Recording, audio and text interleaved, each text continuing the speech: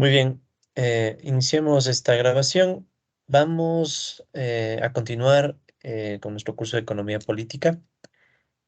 En esta sesión nosotros vamos a arrancar con un siguiente grupo de temas que siguen formando parte de esta gran discusión, ¿no? De las crisis desde un enfoque sectorial, pero ahora vamos a meternos en la discusión de otro elemento teórico adicional, sí, que es la noción de la sobreproducción. O sea, vamos a hablar un poco de la crisis por sobreproducción. Ups, disculpen, mi lapicero está un poco retorcido. Ya. Vamos a hablar un poco de esto, ¿no? La crisis por sobreproducción y también vamos a topar un poco de literatura referencial, ¿no? Sobre el tema. Entonces, el propósito es un poco hablar de esta cuestión de la sobreproducción y al mismo tiempo mostrarles algunos intentos de analizar esta cuestión, sí, algunos intentos, como hemos hecho con otros temas, ¿no? O sea, les presentaré alguna literatura y dejaremos todo listo para ya en próximos videos empezar a estudiar un nuevo modelo. Sí, vamos a estudiar un nuevo modelo que es precisamente un modelo de sobreproducción. Pero bueno, ya iremos revisando eso, ¿no? Muy bien, entonces hablemos un poco de la posibilidad de crisis por sobreproducción, ¿no? Y disculpen que aquí debía estar unas pequeñas animaciones para que esto no salga tan abruptamente. Disculpen. Ya, listo, perdonen. Bueno, vamos a hablar un poco de esto, ¿no? De la crisis, de la posibilidad de crisis por sobreproducción. La sobreproducción es un concepto bastante famoso dentro de la economía marxista, ¿no? Muchos autores le han dado bastante énfasis a la sobreproducción. Y bueno, Marx dejó varias intuiciones, ¿no? Que han motivado a esas discusiones. Entonces, tanto en el tomo 2 del Capital, ¿no? Como en el tomo 3. Marx habló de este concepto, habló de este concepto de la sobreproducción y la posibilidad de una crisis asociada a esta cuestión como resultado de una contradicción que surge principalmente, podemos decir, por dos grandes factores, ¿no? Un factor es el hecho de que tengamos una mejora continua de las fuerzas productivas y la ampliación de la producción solo con fines de lucro, presionada por la competencia capitalista, ¿no? O sea, el hecho de que tengamos, si quieren, esta tendencia del capitalismo a estar continuamente acumulando y desarrollando tecnología, productividad y ampliando cada vez más la escala de producción, pero no con el afán necesariamente de cubrir una demanda social, sino más bien con el afán de mantener el lucro, ¿no? Mantener la rentabilidad y además por las mismas presiones que generan la competencia entre capitalistas. Pues uno de los argumentos de Marx es ese, ¿no? O sea, hay una excesiva competencia entre capitalistas, esto les lleva, bueno, esto y otras cosas les lleva a estar continuamente acumulando e incluso puede surgir una potencial tendencia a lo que algunos autores llaman la sobreacumulación, o sea, una excesiva acumulación de capital que, bueno, podríamos asociarla especialmente a la dinámica del sector uno que recordemos produce medios de producción, ¿ya? Podríamos decir que hay cierto vínculo, o sea, pensemos que esta sobreacumulación se refleja especialmente, no solamente, pero especialmente en una sobreproducción y una sobreacumulación de capital. Sí, y esta sobreacumulación de capital puede llevar a una producción excesiva de máquinas, de desarrollo tecnológico, etcétera, que no empata necesariamente con la otra contradicción que también menciona Marx, que es el limitado consumo sobre todo de los trabajadores. ¿Sí? Es decir, por un lado tenemos esta expansión fuerte de la acumulación, pero por otro lado tenemos unos trabajadores que están limitados, pues reciben un pago salarial que ustedes saben que puede ser bajo incluso por la presión del ejército laboral de reserva, ¿sí? Entonces aquí nace una contradicción, ¿no? El capitalismo cada vez empuja un mayor desarrollo tecnológico, productivo, y a la vez va generando una excesiva acumulación de capital. Pero por otro lado hay cierta tendencia a que el consumo de los trabajadores esté limitado, más aún dependiendo del ciclo económico, ¿no? O sea, ustedes saben que en etapas de crisis es donde más se limita el salario de los trabajadores, ¿no? Y ahí puede surgir otro concepto que usualmente se suele hablar, al momento de discutir la posibilidad de crisis de sobreproducción, que es la noción de subconsumo, ¿sí?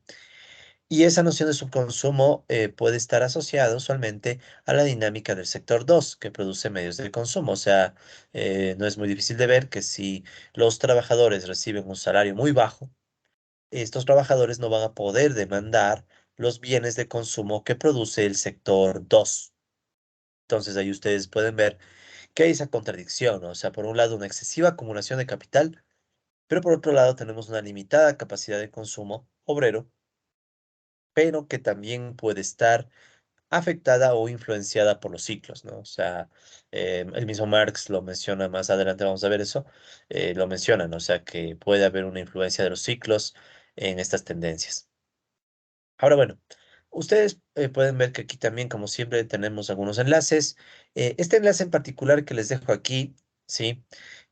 Ya no es un enlace a un capítulo en particular, sino que ya es un enlace a los diferentes tomos del Capital, ¿no? O sea, si ustedes quieren, a través de ese enlace pueden descargar el Capital en sus diferentes tomos, toda la colección de los tres tomos del Capital porque esta idea de la sobreproducción está regada en varios textos de Marx. O sea, no es que Marx la trabajó de forma pulida en una sola sección de su obra, ¿sí?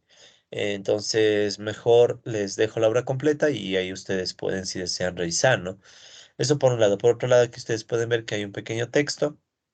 Este pequeño texto es un texto que, bueno, ya lo hemos revisado antes, que es sobre crisis civilizatorias en el capitalismo que es alguna discusión sobre las crisis, ¿no? Una discusión sobre las crisis y las diferentes formas en las que surgen, ¿no? Entonces ahí de paso se menciona un poquito la crisis por sobreproducción y bueno, también otra referencia que ya la hemos visto varias veces, no creo que hace falta abrirla más, es la de Paul Suisi, ¿no? La teoría del desarrollo capitalista, en donde también se hacen algunas menciones a este concepto de la sobreproducción.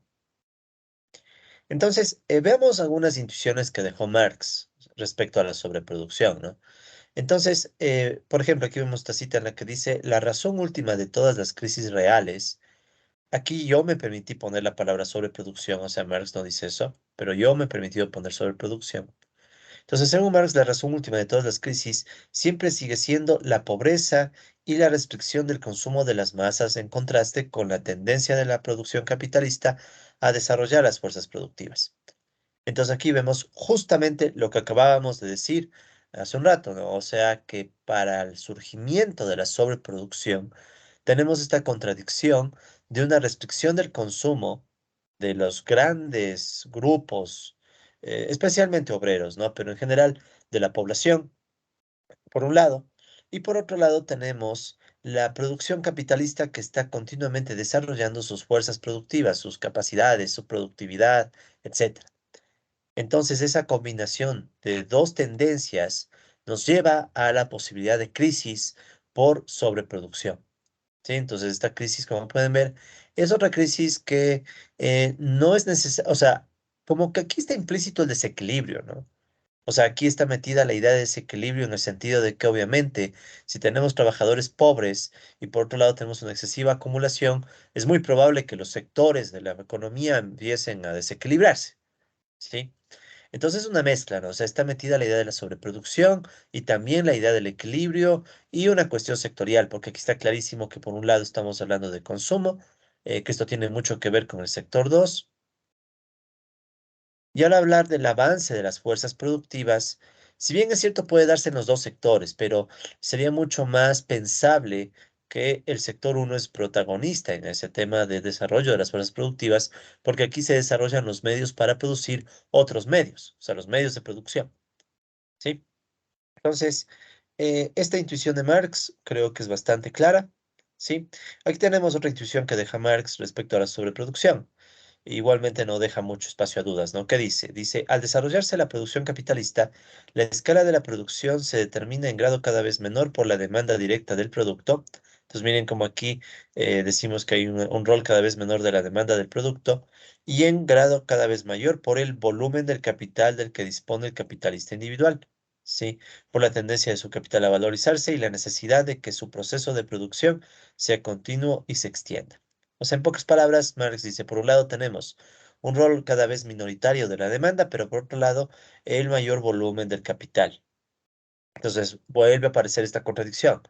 Limitada demanda, limitada capacidad de consumo, sobre todo, y por otro lado, una excesiva tendencia a acumular cada vez más capital. ¿Ya?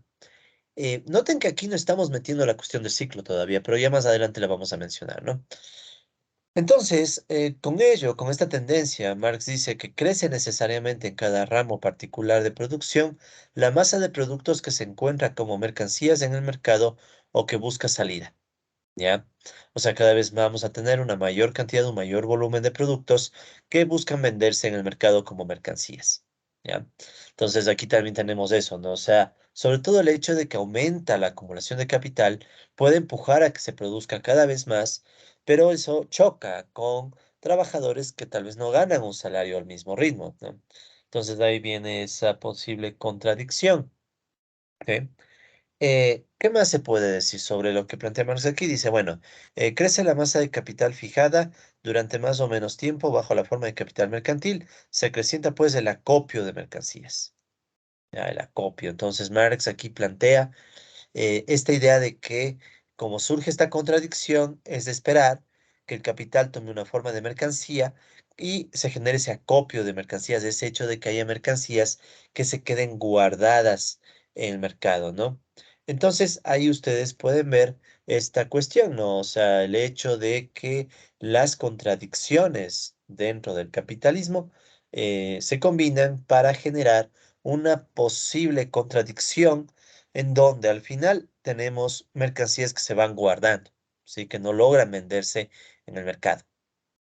Y eso obviamente puede generar problemas, ¿no? Pueden generar pérdidas a los capitalistas.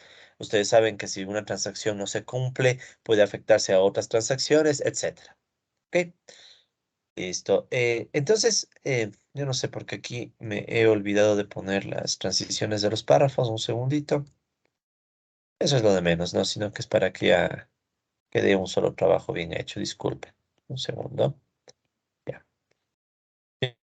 Bien, continuemos. Entonces, en definitiva, estas y otras intuiciones nos dan una idea, sí, dan una idea respecto a la sobreproducción, que toca estar súper claro que no hay una definición estándar del fenómeno, ¿sí? Ni Marx, ni, bueno, Marx sobre todo, no dejó una idea totalmente clara e indiscutible de qué es la sobreproducción, ¿ya? Entonces ha habido diferentes autores, cada autor ha hecho su interpretación. Y como vamos a ver más adelante, hay una literatura, hay bastantes textos que se enfocan en la sobreproducción, ¿no? Pero no tenemos una definición estándar, ¿ya? De todas maneras, si bien es cierto hay una discusión y todo, lo que no tenemos, no es muy abundante, son las interpretaciones analíticas de la sobreproducción, o sea, los modelos, ¿sí? No hay muchos modelos matemáticos específicos para sobreproducción.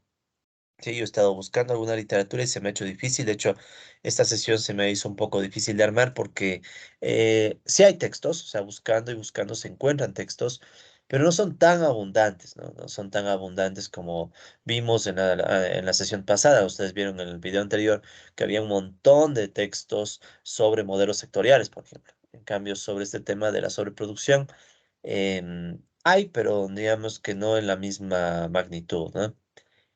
Entonces, ¿qué sucede? Que muchas veces cuando se habla de la sobreproducción, varias discusiones quedan más bien entrampadas en narrativas ambiguas, o sea, como que se habla y se habla de sobreproducción, pero no se llega a concretar muy bien, bueno, qué se quiere decir, ¿no?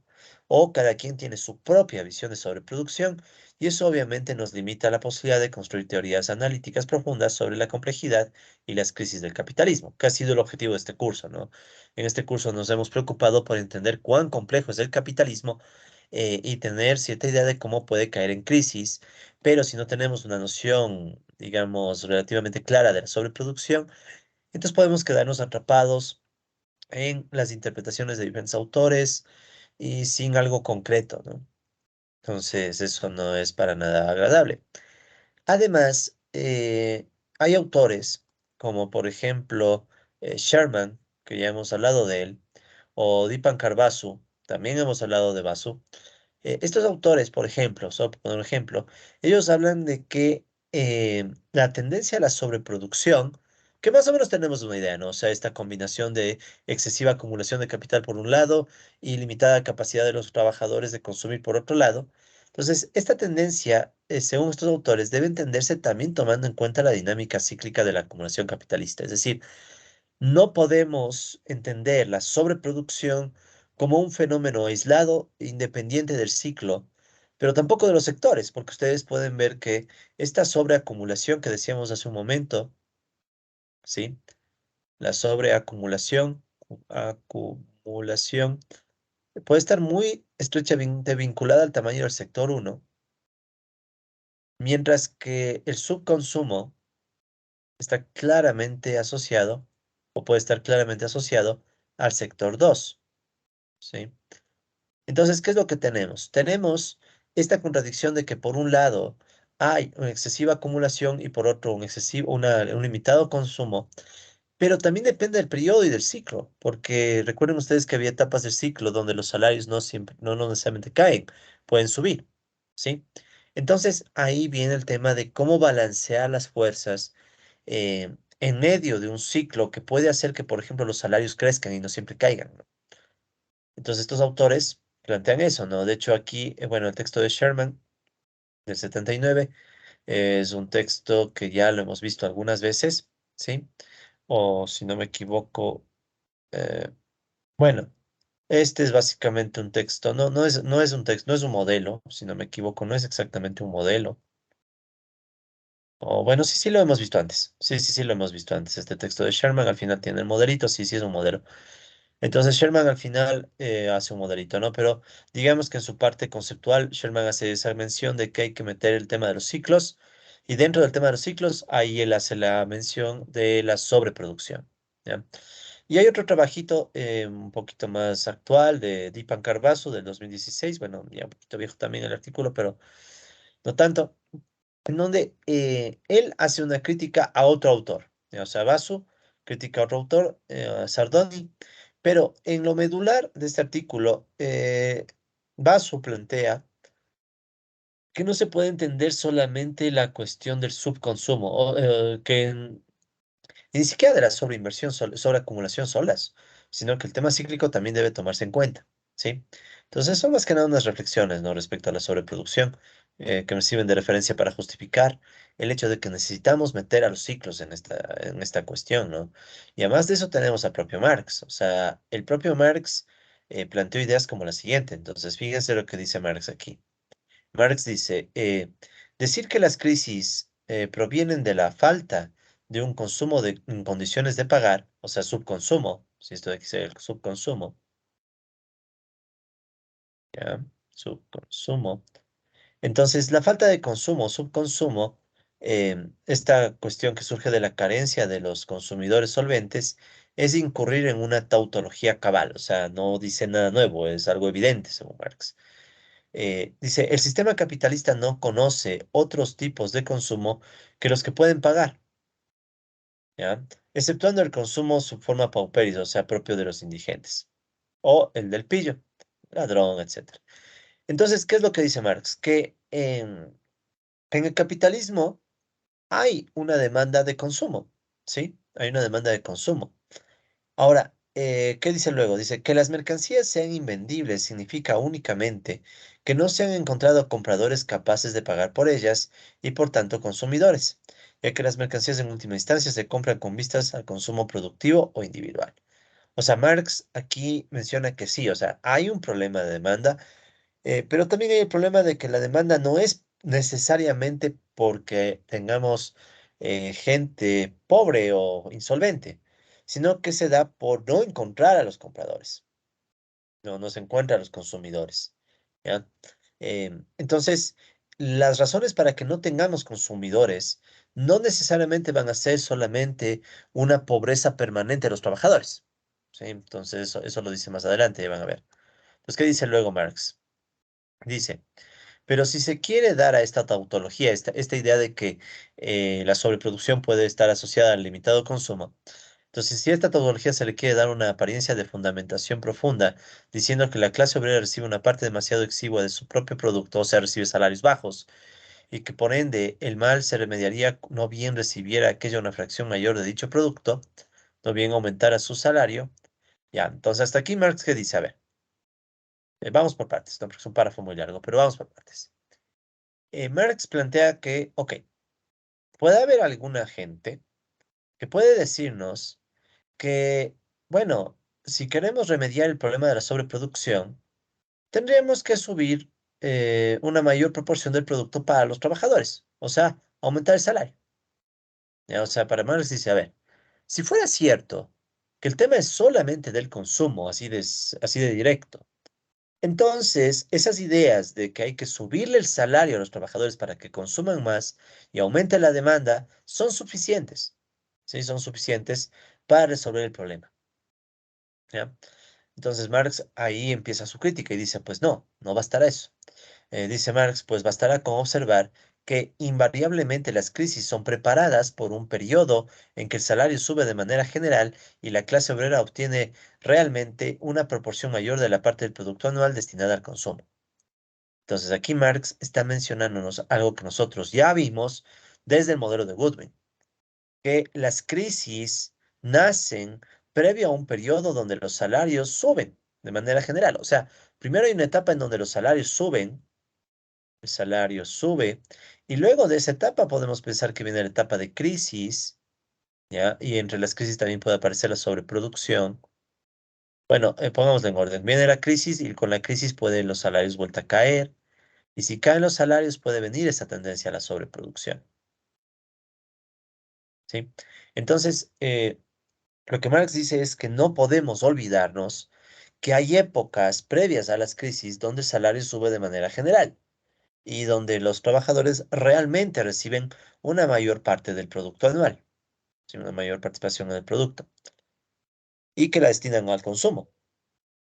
O sea, en pocas palabras, Marx, en cierta manera, no es tampoco un argumento totalmente perfecto, pero en cierta manera ya nos empieza a dar la noción del ciclo. La noción de que hay etapas de crisis, pero previo a esas etapas, los trabajadores, antes de caer en la crisis, pueden vivir una etapa de expansión en donde sus salarios crecen y en donde les toca cada vez más porcentaje de la producción.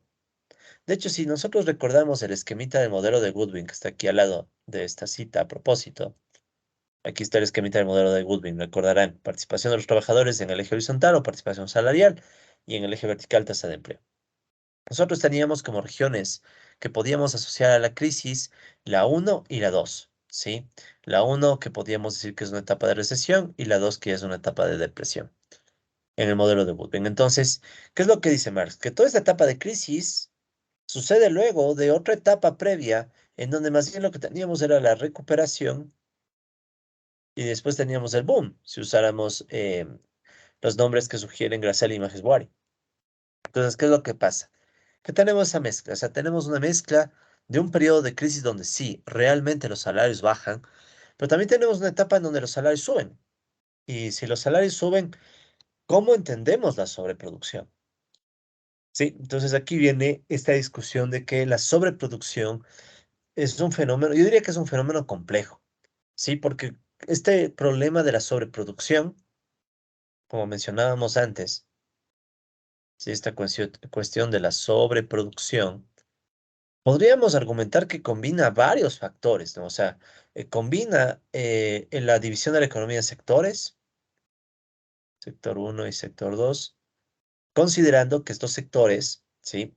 Son sectores que están asociados, por ejemplo, el uno a una posible sobreacumulación y el 2, en cambio, a un posible subconsumo, ¿ya? Eso por un lado. Entonces, la sobreproducción está afectada por estas dos tendencias, ¿no? La sobreacumulación y el subconsumo. Pero aparte, Marx nos dice que también hay que considerar el efecto de los ciclos. O sea, los ciclos también influyen en que la sobreproducción tal vez se vea de mejor o menor, en mayor o menor magnitud o proporción. ¿Sí?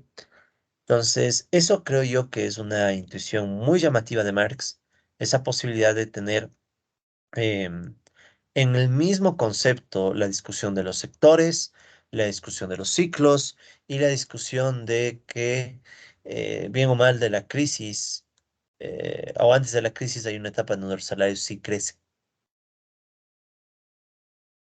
Disculpa. Entonces, aquí viene esa cuestión. ¿Cómo interpretar todo eso, no? Entonces, pero bueno, lo que queda claro es entonces que no basta. Discúlpenme. Claro, me he olvidado de poner las animaciones en todas estas láminas, creo. Discúlpenme. Segundito. Ya. Entonces, en resumen, podemos decir, siguiendo las intuiciones de Marx, que no basta con pensar en la sobreproducción como un problema de consumo limitado de los trabajadores, pues los ciclos capitalistas generan etapas donde el salario y el empleo crecen.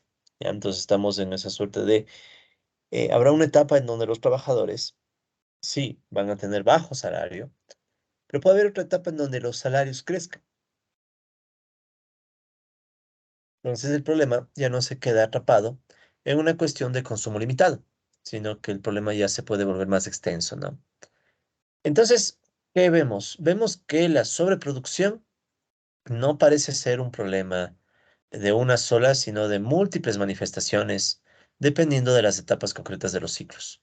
¿Ya? Entonces, según la etapa concreta en la que vivamos el ciclo económico, puede hacer que la sobreproducción tome diferentes facetas. ¿Ya?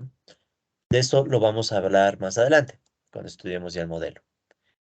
Por cierto, estas manifestaciones que estamos diciendo, diferentes facetas que puede tener la sobreproducción, obviamente que pueden tener diferentes implicaciones en la dinámica de los sectores uno y 2, la dinámica económica, ¿no?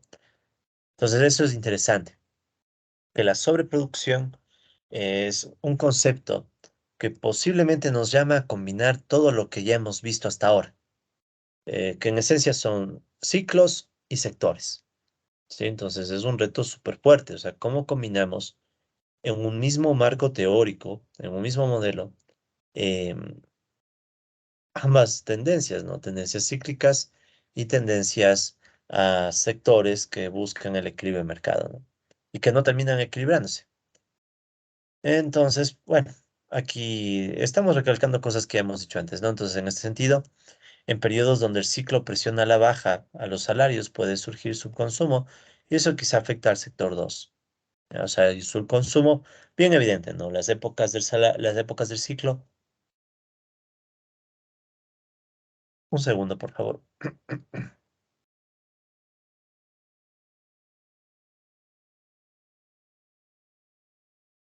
Disculpe, es que he estado grabando tantos videos que estoy un poquito agotado, pero no importa. Entonces, eso es por un lado, ¿no? O sea, que en periodos donde el ciclo empuja a la baja los salarios, ¿sí? Entonces caen los salarios, esa caída de los salarios, obviamente que puede llevar al subconsumo, pero no en todas las etapas, porque así como hay etapas de caída, hay etapas en las que se da el alza. Entonces, ahí viene la cuestión, ¿no? O sea, tal vez el sector 2 va a estar afectado en esas épocas donde el ciclo empuja los salarios a la baja, pero a su vez tengamos un periodo donde el ciclo provoca que la acumulación capitalista se acelere demasiado, sí que es la etapa expansiva del ciclo. Y entonces en esta etapa en la que se está provocando una mayor acumulación capitalista, puede surgir la sobreacumulación que, como decíamos, podría afectar especialmente al sector uno, dada la especialización del sector uno en medios de producción, en máquinas, en materias primas, no sean necesarias para acumular capital. Entonces aquí nace esta idea de que la sobreproducción nos está llamando a pensar que sector uno y sector 2 están vinculados, pero al mismo tiempo también aparece la cuestión del ciclo. ¿Sí? Entonces, el reto es súper fuerte, ¿no? O sea, cómo combinar todas estas ideas en un mismo modelo, por ejemplo. ¿Sí? Entonces, eso es lo complicado.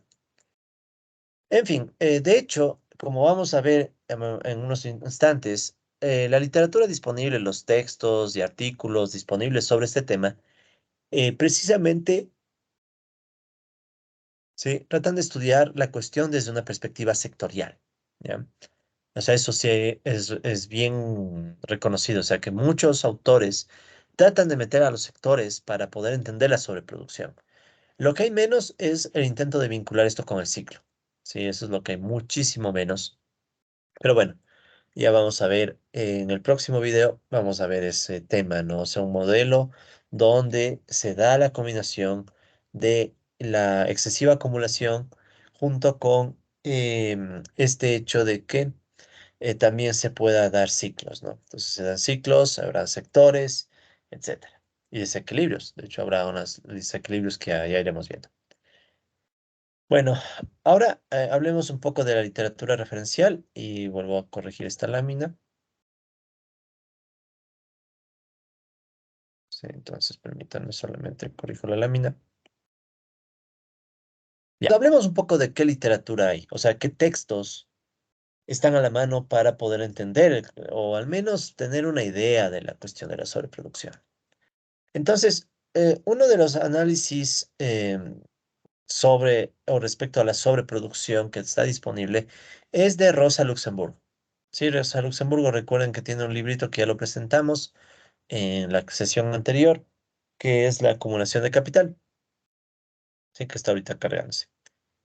En la acumulación de capital, Rosa Luxemburgo plantea la cuestión de la sobreproducción, sí, la plantea. ¿Y qué llegó a decir? Dice, bueno, dice que, bueno, la posibilidad de crisis por sobreproducción solo puede evitarse con expansión hacia regiones no capitalistas. O sea, si tenemos un capitalismo en donde no podemos vender los alimentos porque nuestros trabajadores son muy débiles y por tanto reciben bajos salarios, se podrían expandir los mercados a sectores no capitalistas y ahí hacer la venta de las mercancías. ¿Sí? Entonces, esa es la propuesta que tiene Luxemburgo. En oposición a Rosa Luxemburg, tenemos otro autor, Bauer, ¿sí? Que aquí está Otto Bauer, y él hace un comentario a la obra de Rosa Luxemburgo y hace algunas críticas, ¿no? Entonces, ahí ustedes pueden ver. Esta es de las pocas traducciones que he podido conseguir al inglés, mis disculpas, pero una de las pocas traducciones de Bauer, ¿no? De Otto Bauer, en donde él critica los esquemas de acumulación de Marx, pero sobre todo las observaciones, algunas observaciones de Rosa Luxemburgo, ¿sí? Entonces, Bauer, por ejemplo, plantearía que un modelo aritmético, planteó, no, un modelo aritmético donde buscó presentar la posibilidad de que una economía capitalista cerrada pueda crecer sostenidamente, sin ningún inconveniente, ¿sí? Entonces, eso es lo que planteó Bauer, ¿ya? Básicamente con modelos aritméticos, ¿no? Más que con grandes modelos matemáticos, cosas básicas, ¿no? Sumas y restas de números, que es entendible. O sea, recuerden que el artículo original de Bauer es de 1913, ¿no? Entonces aquí en esta traducción tienen un poco la idea de qué trató de decir y hacer este autor. Pues aquí pueden ver cómo aparecen, ¿no? Los sectores, sector uno y sector 2 y los años, ¿no? Muy bien. Y al final, sí, Bauer, si no me equivoco, estamos abajo. Bueno, aquí están los resultados. O sea, al final agrega después los resultados, ¿no? Para ver qué pasa con toda la economía en su conjunto. Pero bueno, eh, eso con respecto a Bauer. Y repito también que está la crítica que se hace a Rosa Luxemburgo. eh, Porque Bauer dice que, bueno, básicamente buscó presentar la posibilidad de que una economía capitalista cerrada sí puede crecer sostenidamente. Entonces, mientras que Rosa Luxemburgo planteaba que las economías capitalistas em, necesitan de mercados no o de regiones no capitalistas para poder sostenerse, en cambio Bauer diría que es la propia economía capitalista cerrada la que puede sostener el proceso precisamente, ¿no? Sí, y sin ningún problema, de forma sostenida. Muy bien, entonces aquí ustedes pueden ver que hay básicamente un debate entre Luxemburgo y Bauer, y eso se puede incluso, pues, según los autores, tomar como un ejemplo del inicio de la macroeconomía marxista, ¿no? O sea, de hecho aquí tienen un artículo de Kratke, supongo, no sé exactamente cómo pronunciar.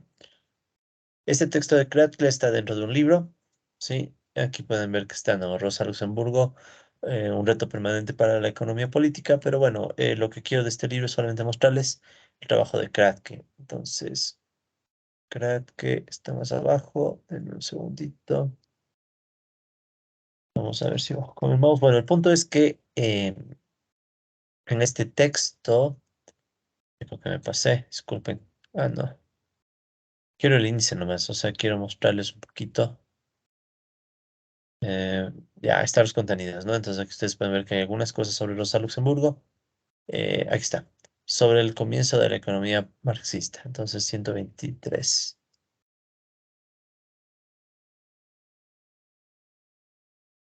más arriba. Ya. Bueno, esperemos que se cargue. Pero en definitiva, ahí surgió un debate, ¿no? O sea, serían de los primeros debates dentro de la economía marxista, o sea, ya dentro de lo que Marx dejó como teoría, algunos argumentando que puede haber un descalabro del capitalismo si no encuentra sectores no capitalistas y otros diciendo que no, o sea, que se va a ajustar, ¿sí? Entonces, White, imagino que un poquito más abajo, Kratke, veamos si logro encontrar el capítulo, si no, bueno, ya vieron que estaba ahí, ¿no? Pero veamos. Ah, esto es... Bueno, y hay otros debates, ¿no? No solamente el de Rosa Luxemburgo, hay algunos debates en los inicios de la economía marxista que vale la pena discutir. Pero bueno, aquí está, si ven, sobre los comienzos de la macroeconomía marxista, ¿no? Entonces ahí creo que hace alguna mención a el debate entre Rosa Luxemburgo y y Bauer, ¿no? Entonces aquí están algunos textos. Déjenme ver más abajo, estaba el tema de Rosa Luxemburgo y Bauer, si no me equivoco. Entonces ahí ustedes pueden ver, está la crítica de Rosa Luxemburgo a los esquemas de Marx, ¿sí? Entonces ahí está la crítica de Rosa Luxemburgo. Y también más abajo se puede encontrar la cuestión de, bueno, aquí está algunas ideas más de Rosa Luxemburgo, otro de abajito, disculpen. Entonces aquí está Otto Bauer, la crítica vuelta de Otto Bauer.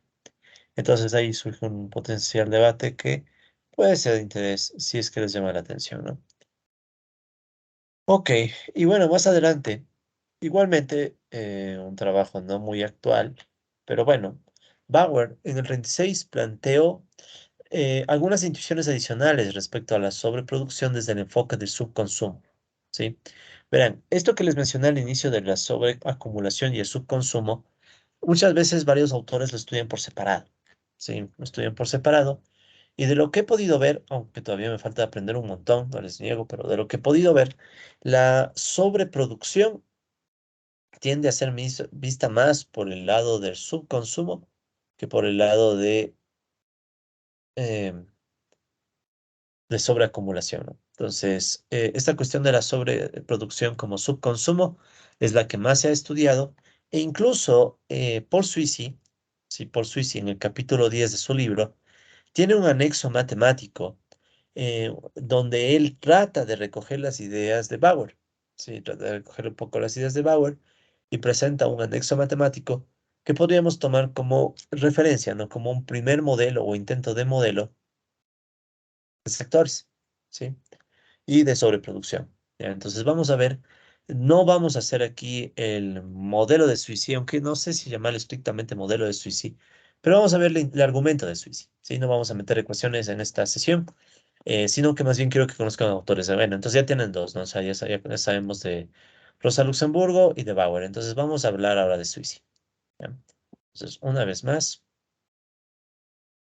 permítanme. Mm, Ya. Entonces vamos a hablar de esta idea que tiene Suisi de representar la sobreproducción. Él sí, con un sistema de ecuaciones que tiene sus supuestos, ¿no? Entonces no nos vamos a meter, repito, en la parte más matemática de Suisi, solo una interpretación de la idea, ¿ya?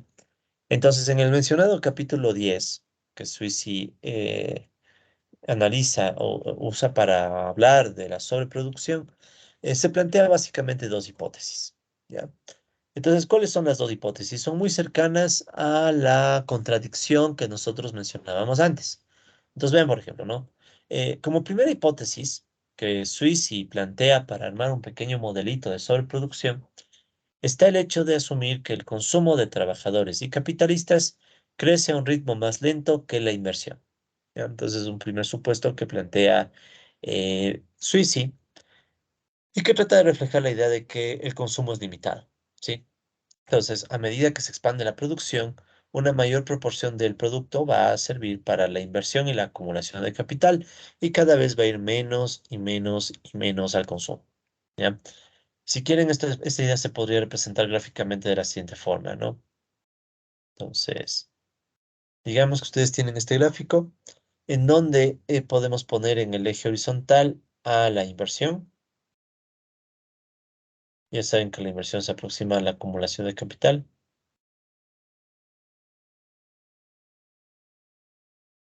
Capital, ¿no? Acumulación de capital. Ya. Y por el otro lado podemos poner acá arriba el consumo. El consumo de trabajadores y capitalistas.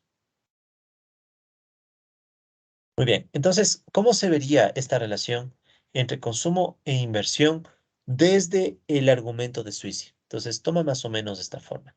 Cuando no hay inversión, se podría pensar que todo el consumo, sí, el consumo, disculpen, ¿no?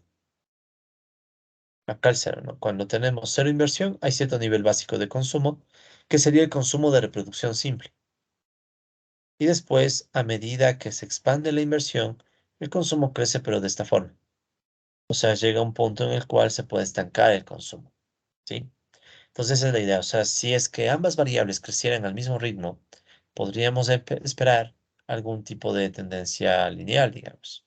Sin embargo, el consumo crece, o sea, mientras crece la inversión, y ustedes pueden ver que crece la inversión, el consumo crece, pero muy lentamente, ¿no? O sea, es como, bueno, no muy, pero sí lentamente. ¿Ya? Entonces ahí va esta flecha y esta flecha. Entonces, ¿qué sucede? Que al inicio podemos pensar que el consumo crece bastante, pero luego el consumo se va quedando mientras que la inversión sigue creciendo cada vez más. ¿Ya? Si me permiten, les voy a presentar, bueno, ese gráfico no es muy importante, les voy a presentar más bien el anexo de Sweezy. Sí, vamos a ver un ratito el anexo de Sweezy. Para eso voy a abrir el texto de él en el capítulo 10, ¿sí? Para poder analizar esto que les estoy mencionando, ¿no? Es la página 192. Veamos. Ya. Entonces, al final del capítulo 10 del libro de Suisi hay un anexo matemático. Y ese anexo matemático da una idea de cómo se podría construir un intento de modelo de sobreproducción.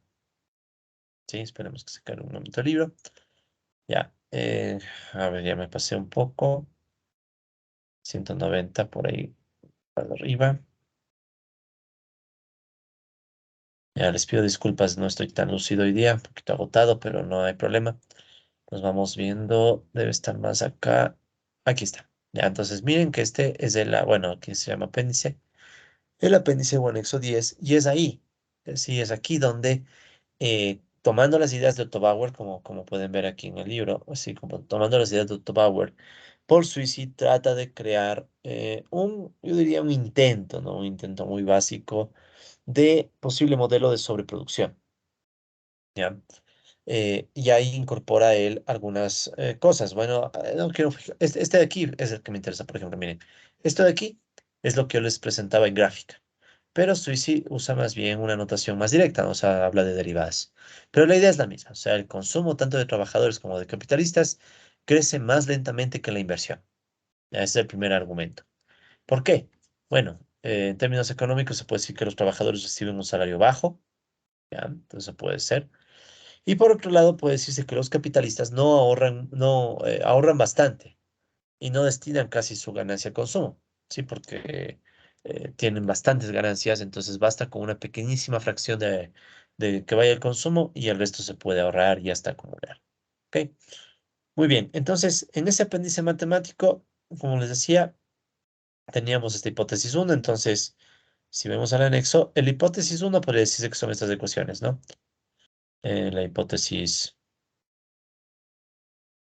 uno. O sea, el consumo de trabajadores y de capitalistas se encuentra limitado. De hecho, podríamos decir ver ecuaciones 2 y 3 de Suisi. Pongamos nomás eso.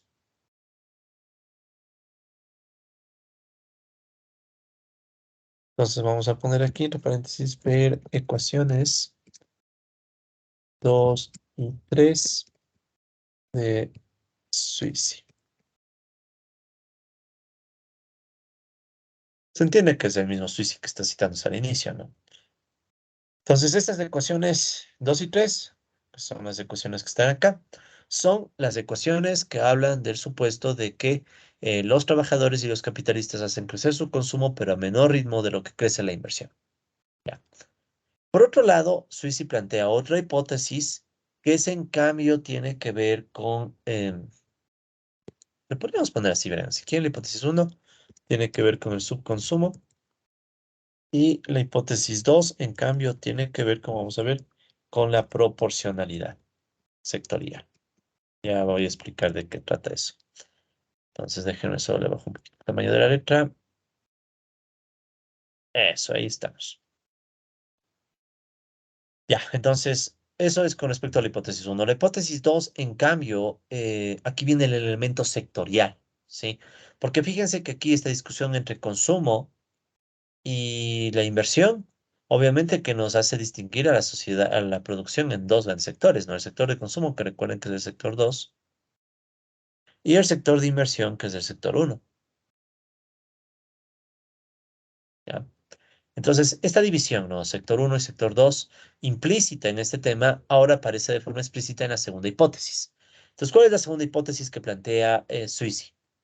Dice, asumamos que existe una regla de proporcionalidad entre sectores de la producción para mantener los equilibrios sectoriales, de modo que el crecimiento de la producción del sector uno siempre debe ser proporcional al crecimiento de la producción del sector 2. ¿Ya? O sea, mientras que la primera hipótesis como que hace que el sector uno produzca más, ¿sí? Entonces pongamos eso entre paréntesis, ¿no?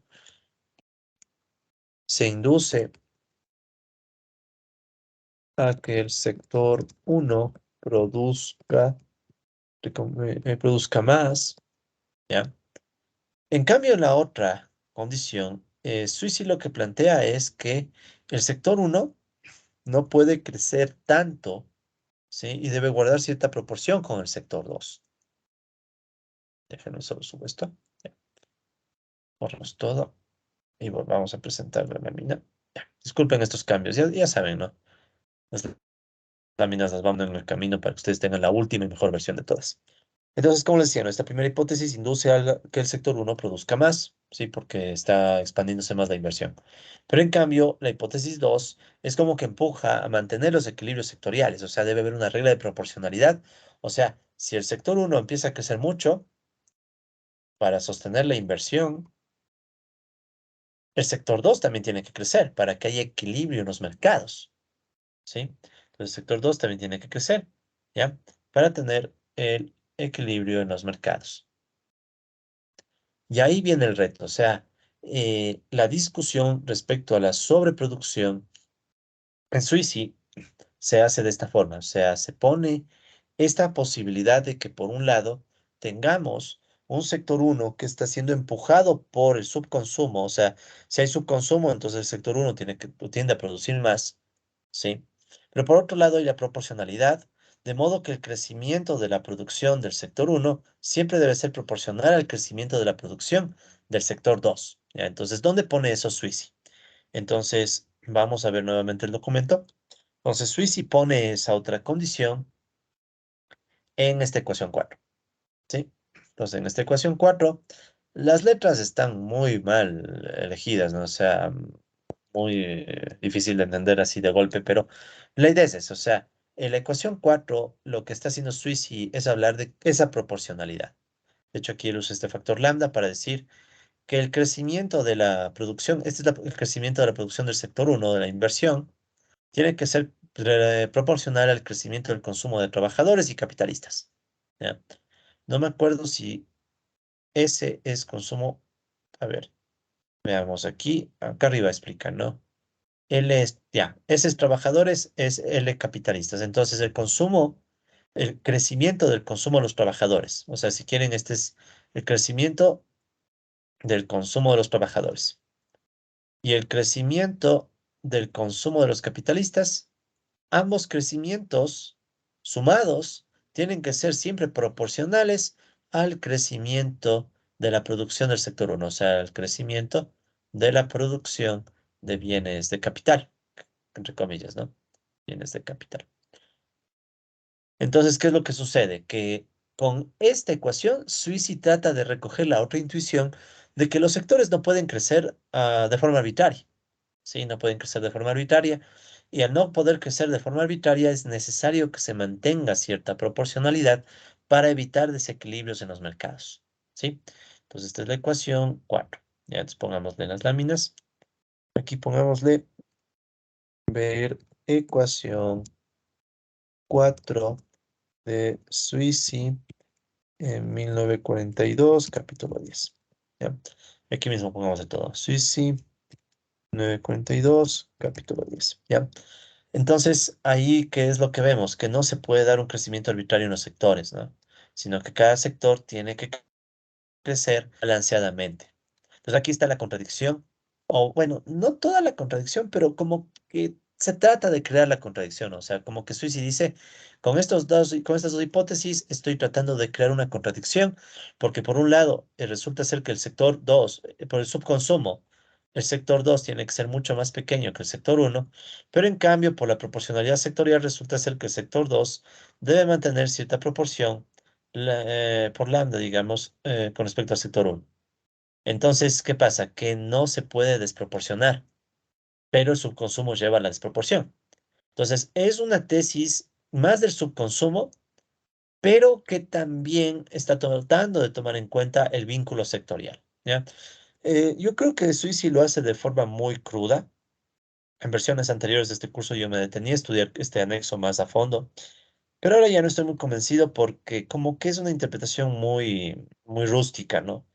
O sea, la intuición creo que es buena. O sea, la intuición de Sweezy creo que es buena. O sea, tratar de empatar esas esa contradicción entre las dos tendencias. Pero la forma como lo hace es muy rústica. O sea, este apéndice, que es un apéndice de apenas 3 páginas, ¿no? O sea, ustedes tienen uno, dos, 3 páginas y se acabó. Entonces tampoco le podemos pedir mucho, ¿no? Pero recuerden que Goodwin en 5 páginas hizo el modelo de ciclos. Pero aquí es entendible. O sea, Sweezy creo que lo único que quería era poner un poco en símbolos la idea, pero es muy rústico, ¿no? O sea, no es muy agradable como lo hace, ¿sí? De todas maneras, a criterio de Sweezy, ambas hipótesis generan una contradicción, ¿sí? Que es la que trata de él poner en términos matemáticos. Entonces, una contradicción, pues la limitada capacidad de consumo en el capitalismo induce a que la producción deba usarse cada vez más para la inversión, eso es por un lado, pero por otro lado, ¿qué es lo que sucede? Pero esa tendencia trastoca el hecho de que el sector uno no puede crecer de forma desproporcionada en comparación al sector 2, ¿sí? Entonces ahí está la proporcionalidad. Aquí debería decir de forma desproporcionada. Upa, ¿ya? Entonces ahí viene ese tema. Entonces surge una contradicción y ahí es donde aparece la posibilidad de crisis por sobreproducción, ¿sí? Entonces esa es la idea. Tomando en cuenta que Swissy no mete para nada el ciclo, ¿no? O sea, Swissy no habla para nada del ciclo, simplemente habla de una tendencia al subconsumo. Y bueno, aquí en las láminas, no me había acordado, pero bueno, en las láminas aquí está el apéndice de Swissy. O sea, si ustedes quieren, ni siquiera tienen que abrir el libro, pues solamente con ver las láminas, ahí ustedes encontrarán esta tendencia, ¿no? Denme un segundo, por favor.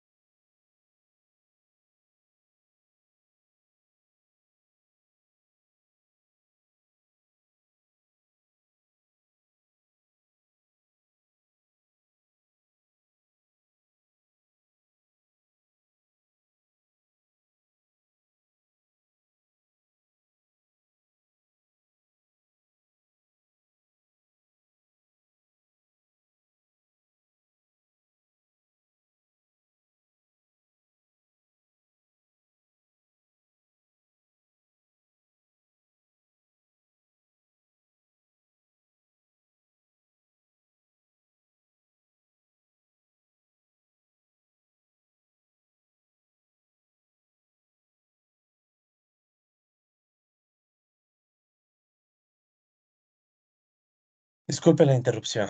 Se me hacía que estaban golpeando la puerta, pero no había nadie. Que era un poco raro porque usualmente no me interrumpen en mis clases. Pero bueno, como les decía, entonces aquí tenemos en este apéndice, sí, aquí está el apéndice de Sweezy. Entonces, como les decía, ¿no? Las ecuaciones 2 y 3, en amarillo mejor.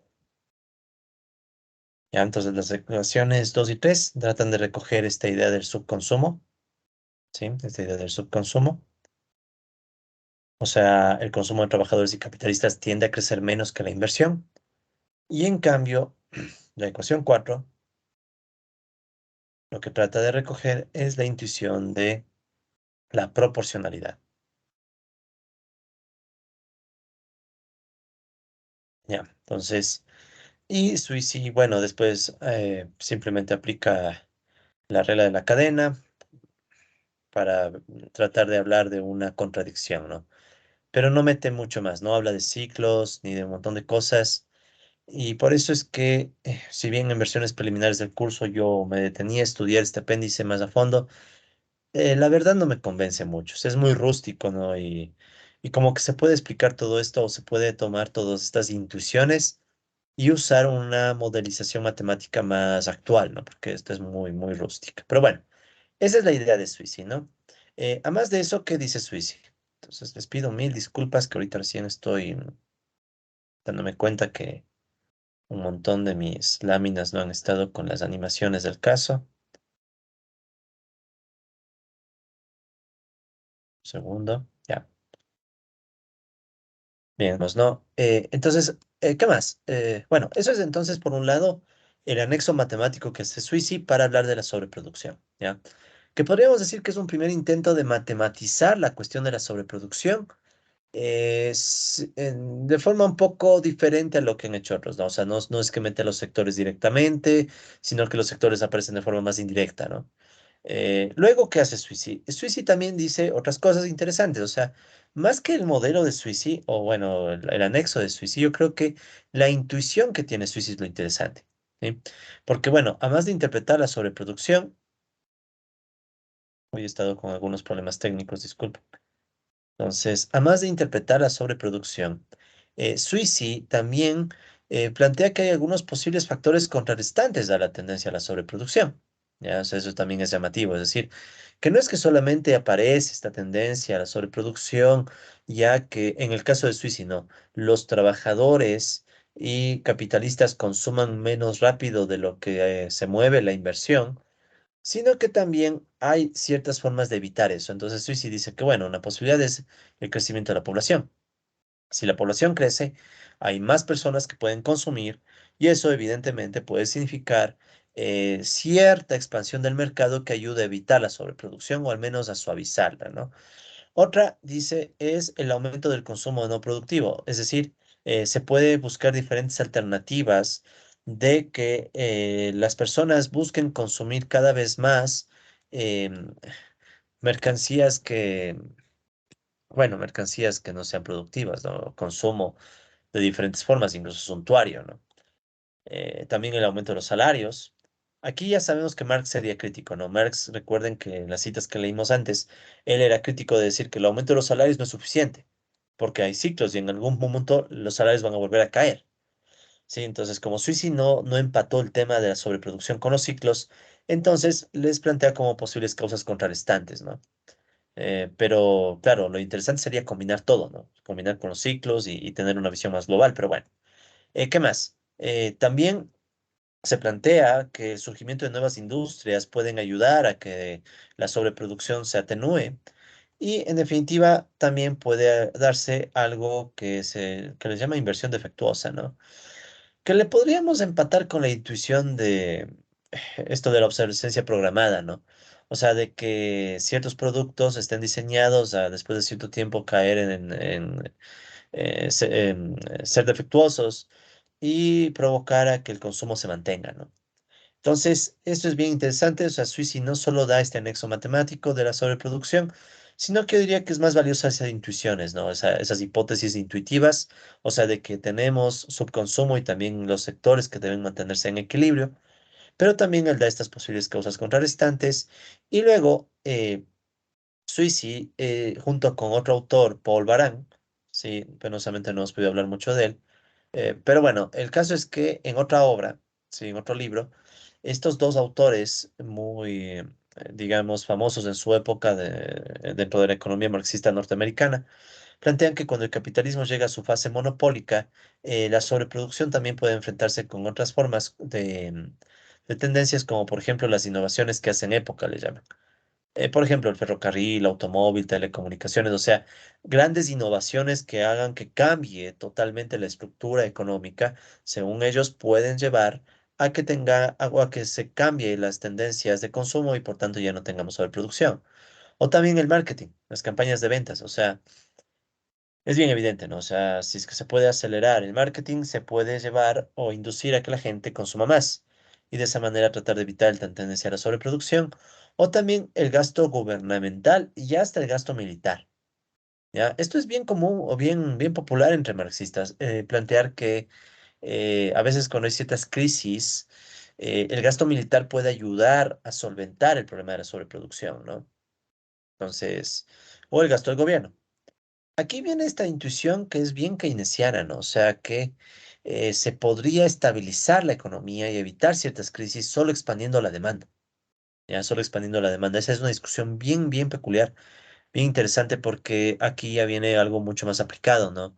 ¿Hasta qué punto el capitalismo se pueden evitar las crisis del capitalismo únicamente simplemente con esta idea de que se puede expandir los salarios, ¿no? O sea, se puede subir, o sea, lo que digo es, se puede evitar las crisis o se puede reducir la probabilidad de una crisis por medio de un aumento de la demanda agregada, que por ejemplo puede ser un aumento de los salarios, ¿no? Ya, entonces hay muchas personas que se quedan con la idea básica de que sí. O sea, que el problema del empleo es un problema de demanda agregada, por ejemplo, y que si se sube la demanda agregada, especialmente por los salarios, o mejor aún, con mayor participación del gobierno en la economía, de cierta manera se puede evitar las crisis. Sin embargo, Marx no estaría tan de acuerdo con eso, ¿no? Como habíamos dicho, él tiene esta noción intuitiva, ¿no? De que hay épocas en que los salarios realmente sí suben y eso no quita el problema de fondo. Entonces ahí vendría el tema de que, bueno, ¿cómo entra el ciclo en todo esto, ¿no? En fin, por cierto, aquí les dejo el enlace de este librito de Paul Baran y Paul Sweezy, que en su época se hizo famoso. Es un librito ya de algunos años, que es este, ¿no? El Capital Monopólico, un ensayo sobre la economía americana y el orden social. Entonces, es un libro interesante que da algunas intuiciones de cómo pensar el capitalismo en su etapa monopólica, ¿no? Entonces, si tienen la oportunidad de algún rato leerlo, sería chévere. Yo no lo he leído por completo tampoco. Ya saben, hay muchos textos que he recopilado, pero no logro darme el tiempo para leerlos todos. Pero de todas maneras, es un referente, ¿no? Igualmente, ustedes pueden encontrar algunas ideas en el texto de Guillén Romo, que ya lo hemos mencionado antes. Recuerden que Guillén Romo no va a volver a descargar, pues ustedes lo tienen en sus... Ya se me perdió. Ahí está. Entonces, este texto de Guillén Romo lo tienen también entre las lecturas que están en los enlaces o en el sitio web. Entonces, recuerden que es este librito de lecciones de economía marxista, ¿no? Entonces, ahí Guillén Romo también habla un poco de la sobreproducción, ¿sí? Les voy a poner el enlace para no perdernos. Entonces, verán, en la sobreproducción, eh, de hecho, Guillén Romo habla del anexo de matemático de Paul Suisy, ¿sí? Entonces, solo déjenme ver si encontramos. El debate de la transformación, corrección, problemas de la transformación. No, déjeme ver si encontramos aquí. Ah, no, pues las páginas. Claro, aquí están las páginas, disculpen. Página 317. Entonces vamos a la página 317 de este libro, un momento. Estamos abajo, un poquito más, disculpen. Ya, entonces aquí donde están las teorías de las crisis, ¿no? Miren cómo aquí está, ¿no? Esta cuestión de la teoría del subconsumo de Paul Suisi. Entonces aquí está justamente lo que les estaba mencionando, ¿no? O sea, si ustedes quisieran ahondar sin meterse en el libro de Suisi, otra opción es ver el libro de Guillermo Romo, ¿sí? Entonces ustedes pueden ver en este librito de Guillermo Romo, la lección 34. Ahí él habla de la teoría del subconsumo de Paul Suisi y ahí ustedes tienen el mismo análisis del subconsumo eh, y de la proporcionalidad. Aquí está. Sí, casi usa la misma notación por lo que veo. Sí, ya tiempos que no leí esto. Entonces ahí ustedes pueden ver estas ecuaciones y la explicación del anexo de suicidio, de cómo se puede generar este subconsumo. Ya, entonces ahí ustedes tienen este anexo, si quieren lo pueden ver. Sí, entonces ahí también se habla de algunas cosas, ahí pueden ver que están incluso citados Baran y Suisi.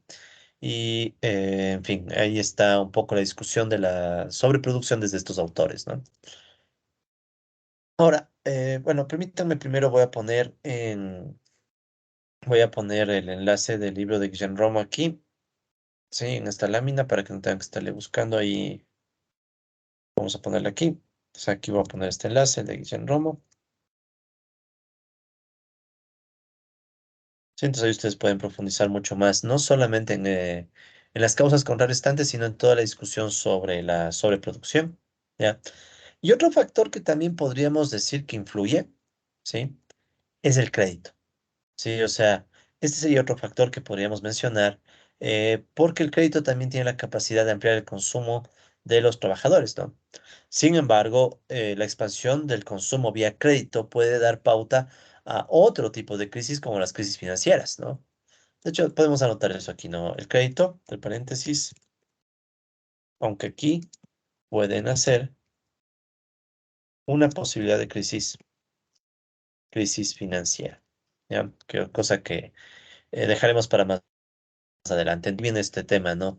O sea, hay varias causas contrarrestantes que podrían evitar la cuestión de la sobreproducción, pero habría que pensar cómo esto se vincula con el ciclo por un lado y por otro lado hay algunas como el crédito que incluso pueden terminar siendo a largo plazo hasta peores, ¿no? Generar crisis financieras. De todas maneras, no está de más ponerle aquí, ¿no? Ahora, eso fue por Suiza. Ahora, una vez que Paul Suisi presentó su obra, ¿sí? Y sobre todo presentó su argumento, su anexo matemático, recibió crítica, sí, recibió críticas. Y una crítica muy interesante viene de Georgescu Roegen, ya este economista, Nicolás Georgescu Roegen, que escribió un artículo, ¿sí? El artículo, como pueden ver, aquí está la captura del artículo, se llama Pruebas matemáticas del colapso del capitalismo, ¿no? Entonces, Georgescu Roegen criticó al argumento de Suisi, ¿sí?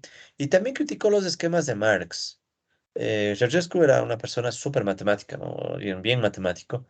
Y él mencionaba que hay un problema de homogeneidad dimensional cuando se están sumando variables y sus derivadas temporales en una misma expresión.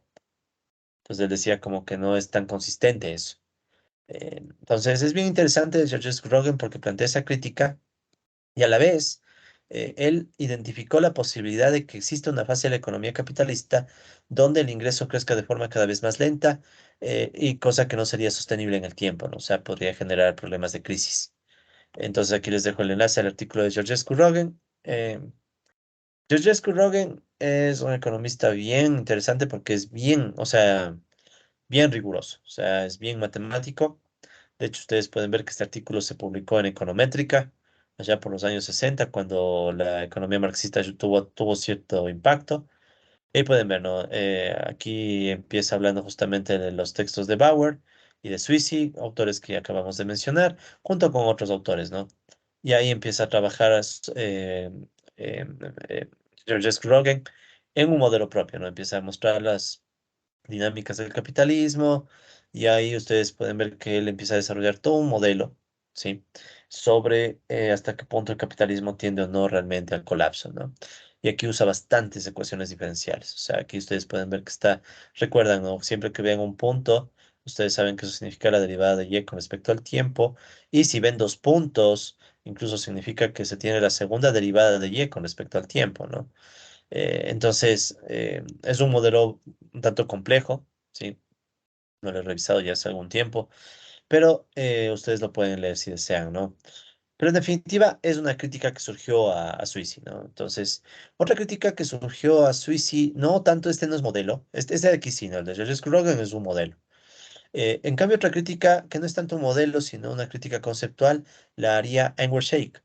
Enver Sheikh es un economista de los igualmente súper importantes dentro de la economía, no solo marxista, sino economía clásica y marxista, digamos, ¿no? Entonces aquí tiene un artículo del 78 que me interesa también que lo conozcan porque en este artículo Sheikh no solo habla de la sobreproducción. De hecho, Sheikh aquí habla sobre una introducción de la historia de las teorías de las crisis. O sea, si ustedes quisieran leerle a Sheikh para enterarse un poco más de qué se ha dicho sobre las crisis, tienen este artículo, ¿no? Entonces, por más por eso lo puse, pero de paso, porque entre las cosas que menciona Sheikh, como ven, no es un modelo, ¿no? Es más bien un tema histórico, va relatando algunas cosas. Y en ese artículo, Sheikh critica también a Paul Sweezy.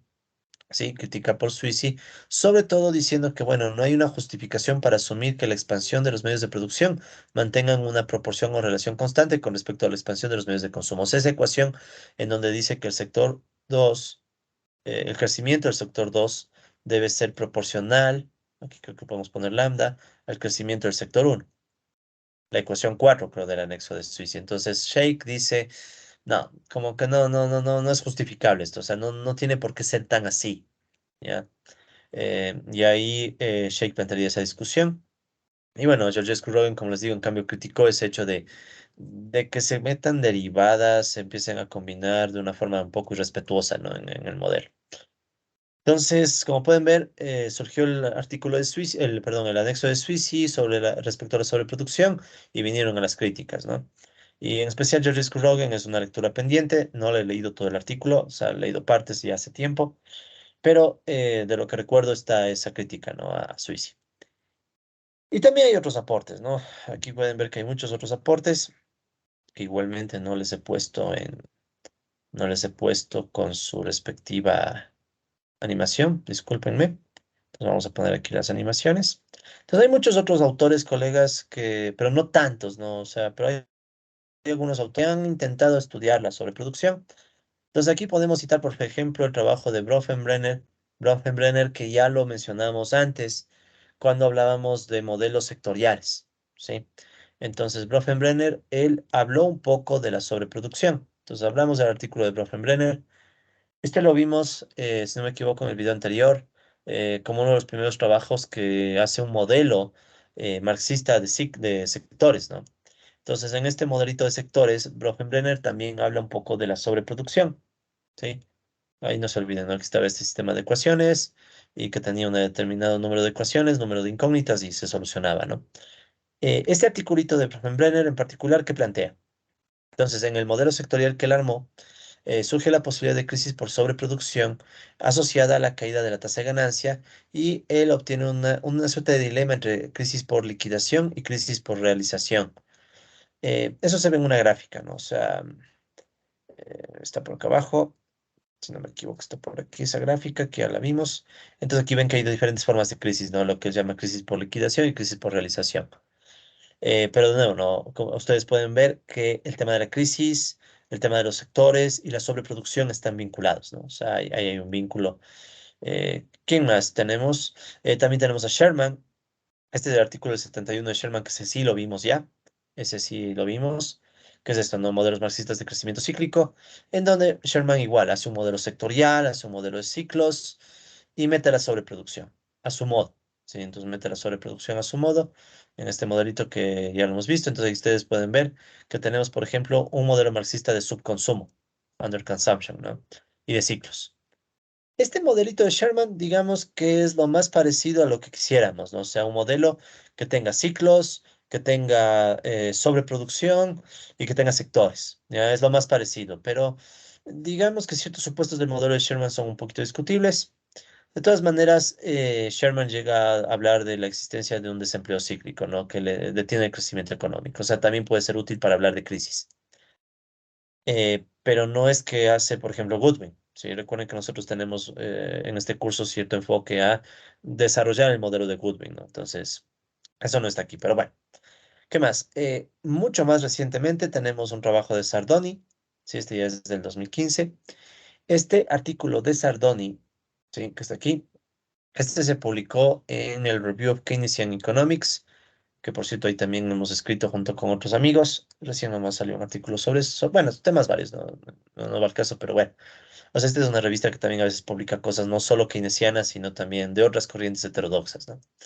Entonces aquí pueden ver cómo Sardoni plantea la pregunta de si eh, es posible, ¿no? Es posible una explicación marxista de la crisis actual. Entonces él hace un pequeño modelo. Sí, por aquí estaba el modelo de Sardoni. Sí, entonces ahí plantea algunas ecuaciones. no muy grande, es pequeñito, ¿no? Entonces ahí pueden ver que hay unas poquitas ecuaciones como para sostener el argumento de que no.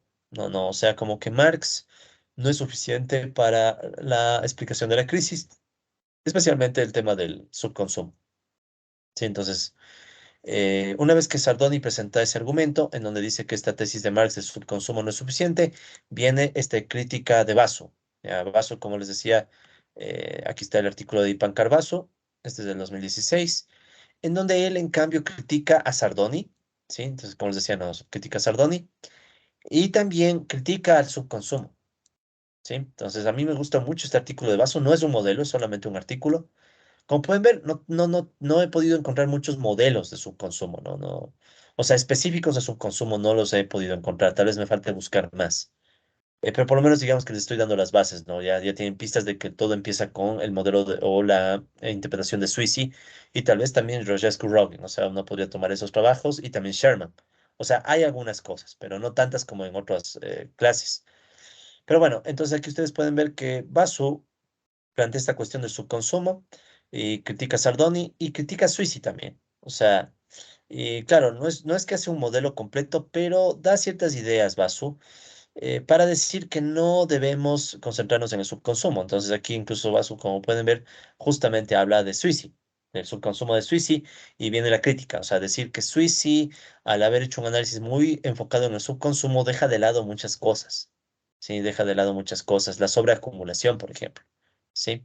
Entonces aquí miren cómo Basu habla de que hay que recordar que puede haber crisis por sobreproducción, eh, en el sentido de sobreacumulación, no solamente de falta de consumo, ¿sí? Si no estoy mal, incluso creo que habla de los ciclos, ¿sí? Entonces, en definitiva, Basu, bueno, refutó a Sardoni. Sardoni decía que no, que Marx no es suficiente para explicar las crisis. Basu dice que sí, y más o menos plantea una crítica a los enfoques que solo se basan en la sobreproducción. Y también, aquí estoy mal, solo en el subconsumo, debería decir solo en el subconsumo. Y bueno, también de paso va su crítica a Suisi, ¿no? O sea, ¿cuál es el mensaje al final, no? O sea, el mensaje al final, colegas, es que hay una literatura no muy desarrollada sobre la sobreproducción. Y a veces eso pasa porque la sobreproducción queda como un tema particular dentro de los modelos sectoriales. Entonces, recuerdan que vimos varios modelos sectoriales, ¿no? Y muchas veces cuando se habla de la sobreproducción se da demasiado énfasis al subconsumo y casi no se mete al ciclo. Tal vez la excepción sería Sherman, quizá. Y bueno, también en esta literatura, sí, que son otros aportes, podríamos incluir otro trabajo, sí, que este sí es un modelo sectorial con ciclos y sobreproducción, que este lo plantea un tal Cajas y Har, ¿ya? Entonces, si me permiten, le voy a dar clic al enlace, ¿ya? Este trabajito es el que vamos a ver en los próximos videos. O sea, este trabajo que les estoy presentando, colegas, es el siguiente modelo que vamos a estudiar. ¿Sí? Entonces ya les he dado un poco de literatura y hemos hablado de algunos autores. Entonces en el próximo video lo que vamos es a estudiar un modelo que yo desarrollé justamente tratando de suplir las limitaciones de la literatura, creando un modelo que mezcla todo. O sea, que ustedes ven que es un modelo sectorial, ciclos y sobreproducción. Y ciclos, ustedes ya pueden imaginar que estamos hablando de Goodwin. ¿Sí? Entonces, una extensión del modelo de Goodwin, pero para meter este tema de sectores y de sobreproducción. Este es un modelo mucho más complicado que los que hemos visto antes, ¿sí? Es un modelo que es mucho más retador, pero es con resultados igualmente interesantes, especialmente con la existencia de ciclos a largo plazo, ¿no? Y en tres dimensiones. O sea, volvemos a tomar un modelo que genera ciclos en tres dimensiones. Aquí están las proyecciones del ciclo y acá está la proyección del ciclo en tres dimensiones. Eso ustedes ya lo conocen, ¿no? Entonces, ese sí lo vamos a hacer en matemática, ¿ya? Al menos lo más importante, porque igualmente y aquí pueden ver los ciclos, ¿no? Entonces, yo en este modelo he tratado de hacer lo que otros trabajos no han hecho, que es combinar, ¿no? O sea, sectores, ciclos sobre producción, y tratar de coger las ideas de Suisi, pero solo las ideas, no el modelo, no las ecuaciones, ¿no? Entonces, si quieren, ese trabajo también podría incluirse en esta breve revisión de literatura, ¿no? Eh, Como les repito, tal vez me falte explorar más el tema de la sobreproducción específicamente, pero es lo que he podido encontrar al momento. Entonces, para hacer una suerte de resumen y ya ir cerrando el video, Em, Como les decía, ¿qué autores entonces que podemos llevarnos como para tener en mente, ¿no? Entonces, bueno, primero recuerden que vimos las ideas de Marx respecto a la sobreproducción. Recuerden que hay esta contradicción doble, ¿no? O sea, mucha acumulación y avance tecnológico por un lado, limitación del consumo por otro. Y luego de eso venían los autores, bueno, y también Marx mismo hablando de los ciclos, ¿no? Marx mismo citando que hay que hablar de ciclos, hay que hablar de ciclos porque hay etapas del ciclo donde el consumo de los trabajadores puede crecer porque crece el salario. Y luego venían estos autores, ¿no? O sea, Luxemburgo, Bauer, y después venía Sweezy, ¿sí? Después venían las críticas a Sweezy, donde estábamos citando a Georgescu Roegen y también a Shake, pero sobre todo a Georgescu Roegen. Yo creo que de Georgescu se puede hacer algunas cosas más, se podría hacer incluso algún modelo más desarrollado. Y finalmente teníamos a los aportes de Sherman, Brenner y por ahí algo de Basso, ¿no? Y el artículo que vamos a estudiar en la próxima clase. Ok, entonces espero que con este video tengamos una perspectiva un poco más amplia de qué es la sobreproducción. Al menos recuerden, no hay un concepto fijo de sobreproducción, pero por lo menos tener una idea general de la sobreproducción y también una idea general de qué se ha escrito sobre este tema, con énfasis en modelos económicos, viendo que no hay mucho, ¿sí? Y por tanto, ya quedamos listos, colegas, para desde la próxima sesión empezar a grabar los videos de un nuevo modelo. Si no me equivoco, este ya sería nuestro cuarto modelo en matemática, ¿sí? Que va a ser un modelo de sectores, ciclos y sobreproducción. Tal vez uno de los modelos más complejos que vamos a ver, que hemos visto hasta el momento, ¿no? Este va a ser complejo y obviamente ya voy a verlo mucho más rápido que modelos anteriores, ¿no? Pero bueno, colegas, entonces creo que podemos cerrar aquí la grabación. Ya quedamos listos para en el próximo video empezar con este modelito y su programación en el Wolfram Matemática. ¿Ok? Listo, entonces, como siempre, muchas gracias, ¿no?